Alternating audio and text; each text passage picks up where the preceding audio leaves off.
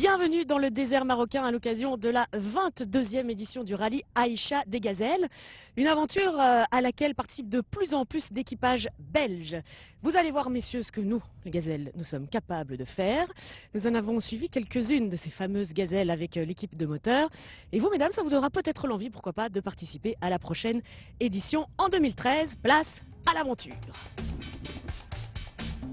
Nous vous parlerons plus en détail des péripéties des équipages belges engagés, mais comme mise en bouche, place à quelques beaux paysages que les gazelles ont rencontrés tout au long de leur périple de 10 jours. Durant 10 jours, les 150 équipages engagés vont en effet traverser les plus belles contrées du Maroc, de Erfoud à Foumsguide en passant par Zagora et une arrivée traditionnelle à Essaouira.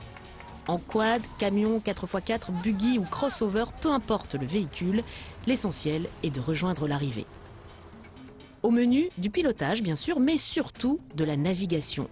Les aides électroniques du type GPS sont strictement interdites et les gazelles doivent se contenter de cartes et de boussoles pour trouver leur cap et les précieuses balises qui jalonnent le parcours à respecter. Le rallye des gazelles, c'est une grosse organisation, mais c'est aussi un état d'esprit qui a convaincu Bruno Solo d'accepter de devenir le parrain de la manifestation. Bruno, tu peux pas être une gazelle, hein. Enfin, moi, Non, que, un vieux bouc à la limite. ouais. Pourquoi tu as accepté d'être le parrain? Oh, pour plein de raisons. D'une, parce que je trouve que la philosophie de ce rallye me plaît beaucoup. Moi, je suis pas très rallye bagnole. Par principe, c'est rallye qui traversent des pays sans les voir, bon, après, on le sait, en plus, il y a souvent des incidents sur les rallyes.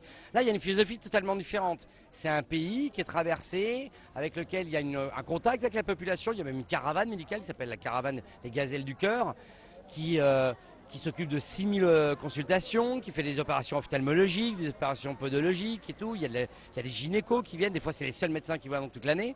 Et puis les filles, quand elles traversent le pays, si jamais elles voient un équipage en difficulté, elles se doivent de l'aider. Ça fait presque partie de la philosophie, enfin c'est pas presque partie, ça fait totalement partie de la philosophie. Donc toutes ces raisons ont fait que j'ai eu envie. Et puis voilà, avoir été parrain, attends, j'ai beau être marié, avoir 300 gonzesses comme filleule.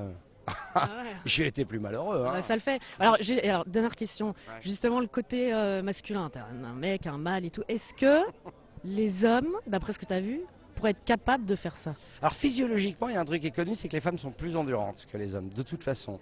Mais aussi une solidarité presque innée, quoi. C'est-à-dire qu'on ne se sent pas, les deux nanas qui passent devant un équipage qui n'arrivent pas, elles vont pas se dire « Attends, je vais perdre du temps, il faut que j'arrive première et tout ». C'est presque une sorte de seconde nature, une entraide comme ça, une solidarité, une entraide, une philanthropie, et puis ouais, un courage et une endurance.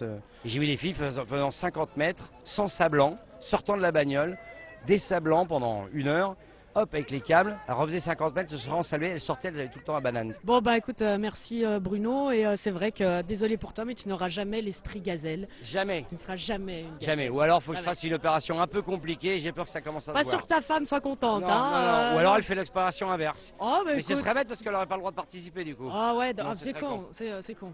Bon bah, ciao. Salut la Belgique. Allez, une bise. Un bec. Et puis, victoire belge dans ce rallye des gazelles. Dorothée Langlois et France Clèves ont en effet remporté la victoire dans la catégorie quad à bord de leur Polaris RZR 800. On n'y croyait pas, franchement, là, je débarque. Et donc Dorothée aussi, je pense, un petit peu. Ouais, non, on est super fiers. On l'a fait pour Valentine, qui est une jeune anorexique, et on voulait prouver qu'en pratiquant une passion, on peut vaincre l'anorexie-boulimie. J'ai vécu cette maladie, et là, en lui offrant cette première place, et en offrant cette première place à toutes les filles qui vivent ça, bah, on est au sommet, là. On a vraiment prouvé que ce qu'on voulait dire, c'était vrai.